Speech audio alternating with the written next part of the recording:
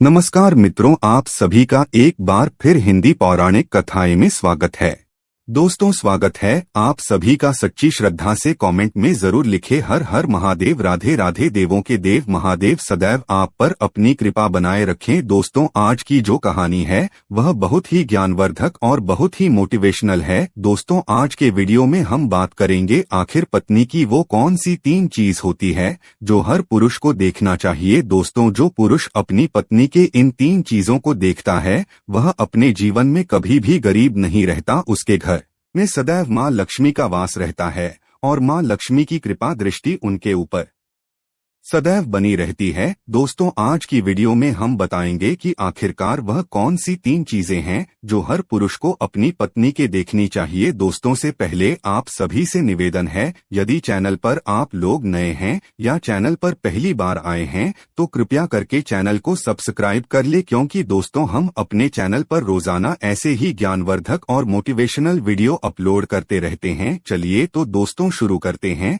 आज की इस प्यारी सी वीडियो और इस प्यारी सी कहानी से। जानते हैं कि पत्नी की कौन सी 3 चीज है जो हर पुरुष को अपनी पत्नी की देखनी चाहिए। दोस्तों, एक बार की बात है, किसी गांव में एक आदमी रहा करता था। दोस्तों, वह आदमी अपनी पत्नी से बहुत परेशान था क्योंकि उसकी पत्नी अपने पति से बात बात पर लड़ाई झगड़ा करती थी। उसके घर में एकदम कंगाली छा गई थी। खाने के लिए घर में न ही कोई दाने थे, ना ही पीने के लिए पानी और ना ही पहनने के लिए वस्त्र। दोस्तों, रोज रोज के इस कलेश से वह पुरुष अपनी पत्नी से परेशान हो गया था। दोस्तों, एक दिन की बात है, वह आदमी अपने घर से जंगल की तरफ निकल जाता है। दोस्तों, जंगल में जाते जाते उस आदमी को एक साधु से मुलाकात होती है। तब वह आदमी उस साधु के पास बैठ जाता है और वहां पर बैठकर रोने लगता है। दोस्तों, वह साधु उस आदमी को पूछते हैं कि पुत्र, आखिर तुम्हें हुआ क्या है, तुम क्यों रो रहे हो। तब आदमी उस साधु को बताता है कि महाराज, मेरे घर में मेरे पत्नी और मेरे 2 छोटे छोटे बच्चे हैं। मेरी पत्नी मेरी कोई भी बात नहीं मानती है, बात बात पर मुझसे लड़ाई झगड़ा करती है,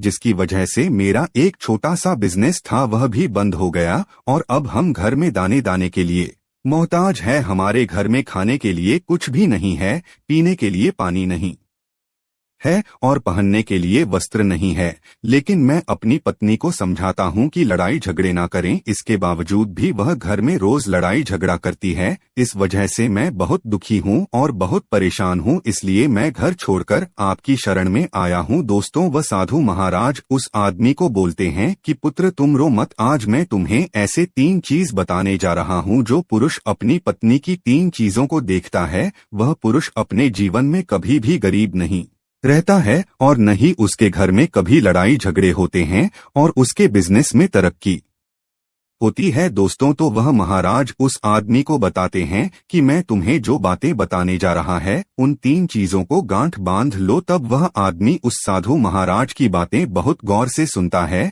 और साधु महाराज से बोलता है कि प्रभु, आप मुझे जल्द से जल्द बताइए वह कौन से 3 चीज है जो हर पुरुष को अपने पत्नी की देखनी चाहिए। दोस्तों, तब वह साधु महाराज उस आदमी को एक कहानी सुनाते हैं। तो चलिए दोस्तों, गुरुजी से ही सुनते हैं इस कहानी के बारे में। दोस्तों, किसी नगर में एक सेठ रहा करता था। उस सेठ का बहुत बड़ा व्यापार था। उसके घर में सेठ और उसकी पत्नी रहा करते थे। उस सेठ और सेठानी में आपस में बहुत प्रेम था। उनके घर में कभी भी लड़ाई झगड़ा, किसी प्रकार का कोई अंधा क्लेश नहीं होता था, इसलिए उसके घर में सदैव माँ लक्ष्मी का वास रहता था और उनके बिजनेस में दिन दुगनी रात चौगुनी तरक्की होती थी। उन सेठ सेठानी में इतना प्रेम था कि आसपास के लोग उनके इस प्रेम को देकर जल जाया करते थे। दोस्तों, सेठ और सेठानी के इस प्रेम की मिसाल हर गांव वाले देते थे। ऐसे कर करके उस सेठ और सेठानी की बात उस गांव की राजा तक भी पहुंच जाती है। दोस्तों, जब सेठ सेठानी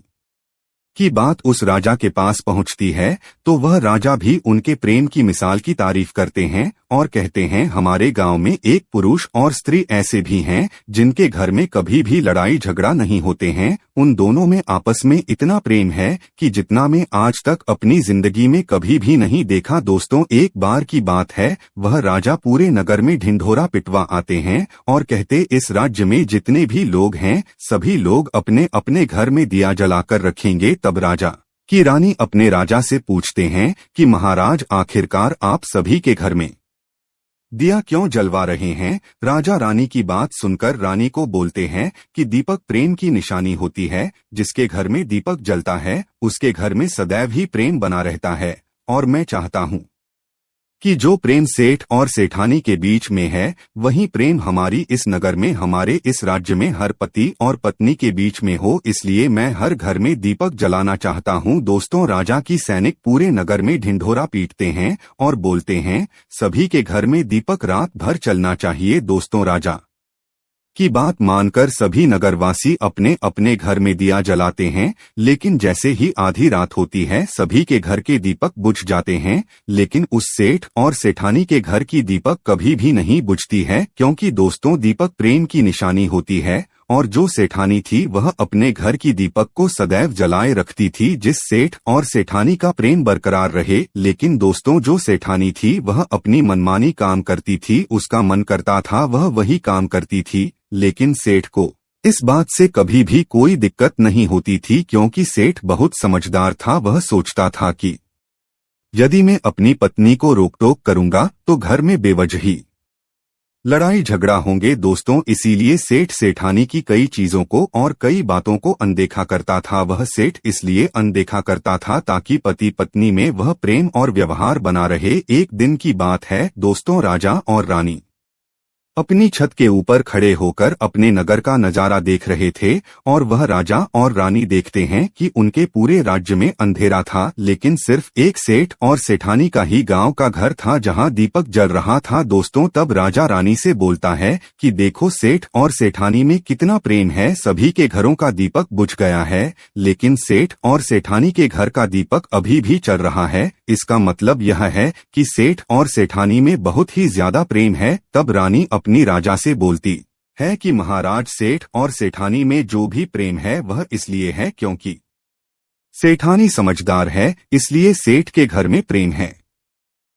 दोस्तों, जब राजा रानी की बात सुनता है तब राजा बोलता है कि नहीं महारानी, यहाँ पर सेठ ज्यादा समझदार है, इसलिए उनके घर में कभी भी लड़ाई झगड़ा नहीं होती है। दोस्तों, रानी बोलती है कि सेठानी समझदार है, राजा बोलते हैं कि नहीं सेठ समझदार है। दोस्तों, सेठ और सेठानी की बात को लेकर राजा और रानी में बहस होने लगा। तब राजा बोलता है कि देखो, हमें बहस करने की जरूरत नहीं है, क्यों ना हम दोनों उनका एक परीक्षा ले, परीक्षा में जो पास होगा वही समझदार होगा। राजा और रानी अपनी बात से सहमत हो गए और उन दोनों की परीक्षा के लिए तैयार हो जाती है। दोस्तों, तब राजा अपने महल में जाता है और अपनी दासी को बुलाता है और वह अपनी दासी से बोलता है उस सेठ के पास जाओ और जो जो प्रश्न में तुमसे बोल रहा हो वह तुम सेठ को बोलना। भड़ासी बोलती है ठीक है महाराज। फिर वह दासी राजा की बात सुनकर सेठ के पास जाती है। उसी समय ही सेठ की पत्नी बाजार गई थी कुछ सामान लेने के लिए। दोस्तों, तो वह राजा की दासी सेठ से बोलती है कि सेठ जी, मैं राजमहल से आई हो, राजा साहब ने मुझे भेजा है। दोस्तों, वह सेठ उस दासी को बोलता है कि बताइए मैं आपकी क्या सेवा कर सकता हूँ, आप बैठिए, मैं आपके लिए पानी लेकर आता हूँ। तब भड़ासी सेठ से बोलती है नहीं सेठ जी, मैं राजा की दासी हो, बस आपके पास राजा के समाचार लेकर आई हो। दोस्तों, तवा सेठ बोलता है कि ठीक है दासी, आप मुझे बताइए राजा साहब ने क्या समाचार भेजा है मेरे लिए। तो दोस्तों, उदासी दासी सेठ से बोलते हैं कि सेठ जी, राजा साहब ने मुझे यह बोले हैं यदि तुम अपनी पत्नी को छोड़ देते हो तो वह तुम्हें खूब सारे हीरे और जवाहर देंगे, तुम्हें राजमहल में एक अच्छी पोस्ट पर नौकरी भी देंगे। लेकिन सेठ राजी नहीं हुए। दूसरी बात, रानी ने राजा से बोला था कि नहीं सेठ समझदार नहीं है, सेठानी समझदार है। दोस्तों, सेठ और सेठानी के बातों को लेकर राजा और रानी में फिर से कहासुनी होने लगी। तब रानी राजा से बोलती है कि तुमने सेठ की परीक्षा ली है, मैं भी सेठानी की पर दीक्षा लेना चाहती हूँ, तब इससे बात क्लियर हो जाएगा कि सेठ और सेठानी में कौन ज्यादा समझदार है। तो वह राजा रानी को आदेश देता है कि प्रिय, तुम भी एक बार सेठानी की परीक्षा ले लो। तब रानी अपने राजमहल से दास को उससे थाने के पास भेज दिया और अपने दास से बोलती है कि जो मैं तुम्हें बोल रही हो ये सारी चीजें जाकर उस सेठानी को बोलना। तब राजा का दास उससे ढाणी के पास जाता है। इधर से सेठ अपने काम के सिलसिले में कहीं बाहर गया हुआ था, घर पर सेठानी ही अकेली थी। दोस्तों, दास मौका देखकर उस सेठानी के पास पहुंचता है और सेठानी से बोलता है कि सेठानी जी, मैं राजमहल से आया हूँ, मुझे रानी साहिबा ने भेजा है। दोस्त दोस्तों तब वह से इतनी बोलती है, ठीक है बताइए किस लिए तुम्हें रानी साहेब मेरे पास भेजा है। दोस्तों तब दास सेठानी से बोलता है कि रानी साहिबा ने बोला है कि यदि तुम अपने पति को छोड़ दोगी तो वह बहुत सारे हीरे जवाहरात देंगे, और अगर तुम अपने पति को मार दोगे तो वह तुम्हें अपने राज्य का आधा हिस्सा दे देंगे। दोस्तों दास की बात सुनकर सेठानी तैयार हो जाती है और कहती है, ठीक है, यदि रानी साहिबा अपने राज्य की आधा हिस्सा मुझे देंगी तो मैं अपने पति को मार दूंगी। दोस्तों तब उस राजा का दास सेठानी से बोलता है कि मुझे कैसे पता चलेगा कि तुमने सेठ जी को मार दिया है। कुछ तो तब सेठानी राजा के दास से बोलती है कि मेरे घर में जो दीपक जल रहा है वह तुम्हें देख रहा है। तब दास बोला, हाँ दिख रहा है। तब सेठानी उस राजा के दास से बोलती है कि जब मैं अपने पति को मार दूंगी तो मैं यह दिया बुझा दूंगी तो तुम्हें पता चल जाएगा कि मैं अपने पति को मार दिया है। वह दास सेठानी की बात सुनकर राजमहल को वापस लौट जाता है और राजा और रानी से ये सारी बात बताता है। सेठानी की बात सुनकर रानी बहुत अचंभित हो जाती है और रानी को स्त्री जाति से नफरत होने लगती है। दोस्तों तब वह राजा अपने सारे दास दासियों के साथ सारे सैनिकों को बुलाता है और बोलता है, देखो मैं यह नहीं चाहता हूं कि राजा और रानी के वजह से किसी निर्दोष की जान जाए। तुम ऐसा करो, सेठानी के घर जाओ और उस सेठ को सारी बातें बता दो और उस सेठ को बचा लो। दोस्तों इधर दास और दासी सेठानी के घर पर जाते हैं और सोचते हैं कि सेठानी तो सेठ को रात में मारेगी और दिया भी बुझ आएगी, इससे पहले ही हम सेठानी के घर में हमला बोल देते हैं। दोस्तों इधर रात भी नहीं हुई थी, शाम का समय था और जैसे ही राजा के सैनिक सेठानी के घर पर धावा बोलते हैं तो देखते हैं कि सेठ पहले से ही मरा हुआ है। दोस्तों तब राजा और रानी के दासी सेठानी से बोलते हैं, सेठ जी तो मरा पड़ा है, लेकिन सीट को तो तुम्हें रात में ही मापने के लिए बोला गया था। दोस्तों तब वह सेठ ने उस उदासी से बोलती है कि सेठ को तो मुझे मारना ही था, रात में तो मुझे दिया बुझाना था, इसलिए सेठ को तो मैंने दिन में ही जहर देकर मार दिया है। अब मेरा काम है सिर्फ दिया बुझने का। दोष तो वह सैनिक उल्टे पांव उस सेठ के घर से राजा के दरबार में भागे भागे जाते हैं और राजा को सारी बातें बताते हैं।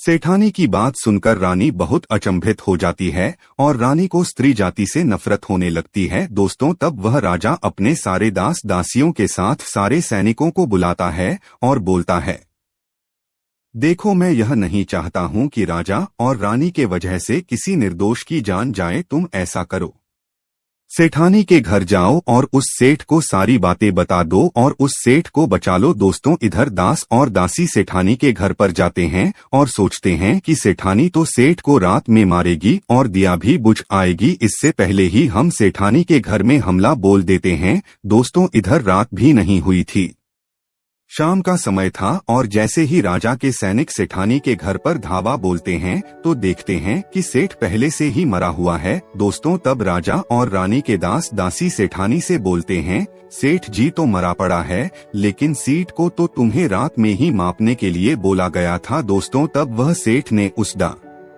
उदासी से बोलती है कि सेठ को तो मुझे मारना ही था, रात में तो मुझे दिया बुझाना था, इसलिए सेठ को तो मैंने दिन में ही जहर देकर मार दिया है। अब मेरा काम है सिर्फ दिया बुझने का। दोष तो वह सैनिक उल्टे पांव उस सेठ के घर से राजा के दरबार में भागे भागे जाते हैं और राजा को सारी बातें बताते हैं। दोस्तों राजा क्रोध से आग बबूला हो जाता है और उसको स्त्रियों से घृणा होने लगती है और वह अपने सैनिकों को भेजता है कि उस सेठानी को बंदी बनाकर लाए। तब राजा के सैनिक उससे ढाणी को बंदी बनाकर राजा के राज दरबार में पेश करते हैं। दोस्तों तब वह राजा उससे सेठानी को कारावास में डलवा देता है और वह राजा समस्त स्त्री जाति से नफरत करने लगता है।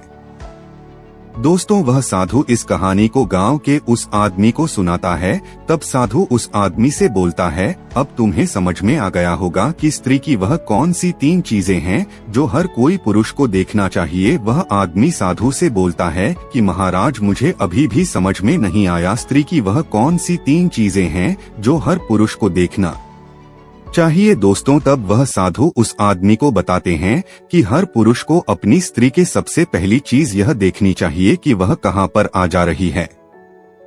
दोस्तों, जो पुरुष अपनी स्त्री की यह चीज देखता है कि पत्नी वहाँ पर आ रही है, वहाँ पर जा रही है, तो उसके घर में कभी लड़ाई झगड़ा नहीं होते हैं और वह अपनी पत्नी के ऊपर नियंत्रण कर पाता है। दूसरी चीज है, पुरुष को पत्नी के अंदर ये चीज देखनी चाहिए कि उसकी पत्नी के बोल चाल कैसी है, वह अपने पति की इज्जत कर रही है कि नहीं, अपनी पति की बात मान रही या फिर नहीं। जो स्त्री अपने पुरुष की बात नहीं मानती है, अपने पति की इज्जत नहीं करती है, वह अपने पति के साथ कुछ भी कर सकते हैं, जैसे कि उस सेठानी ने उस सेठ के साथ किया था। इसलिए हर पुरुष को अपनी पत्नी की यह चीज देखनी चाहिए। तीसरी चीज, वह साधु उस आदमी को बताता है कि हर पुरुष को पत्नी के चाल चलन जरूर देखना चाहिए।